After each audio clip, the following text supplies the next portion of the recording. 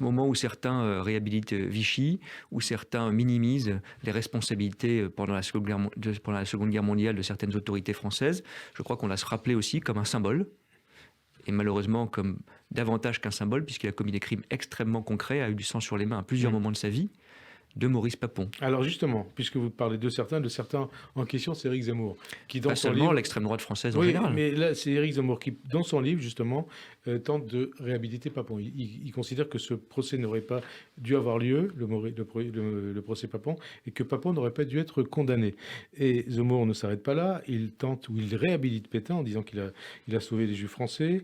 Il remet en cause le discours du Veldiv de Jacques Chirac, dont vous avez parlé à l'instant.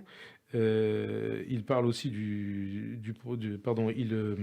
remet aussi en cause la qualité de français des enfants Sandler et Monsonego, assassinés par Mera à l'école juive de Toulouse. Donc il remet en cause leur francité parce qu'ils ont été enterrés en Israël. Et puis aussi, et j'ai vu ça récemment, il met même en cause le caractère antisémite des accusations contre le capitaine Alfred Dreyfus.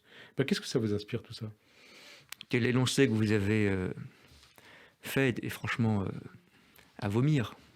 Je pensais qu'on n'en était plus là, mais vous savez, Éric Zemmour, je n'y attache pas une importance personnelle, c'est un des visages de ce qui est malheureusement une longue tradition dans notre pays, l'extrême droite française.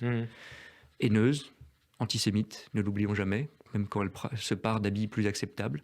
L'extrême droite française est par essence antisémite. Elle s'est construite dans cette tradition. Et Éric Zemmour est un des visages temporaires, mais dangereux, évidemment. De l'extrême droite antisémite ? De l'extrême droite française qui s'inscrit dans cette tradition. Et d'ailleurs, Zemmour... J'insiste, parce que malheureusement, le panorama que vous avez dressé est effrayant. L'affaire Dreyfus... Et puis il y a aussi son racisme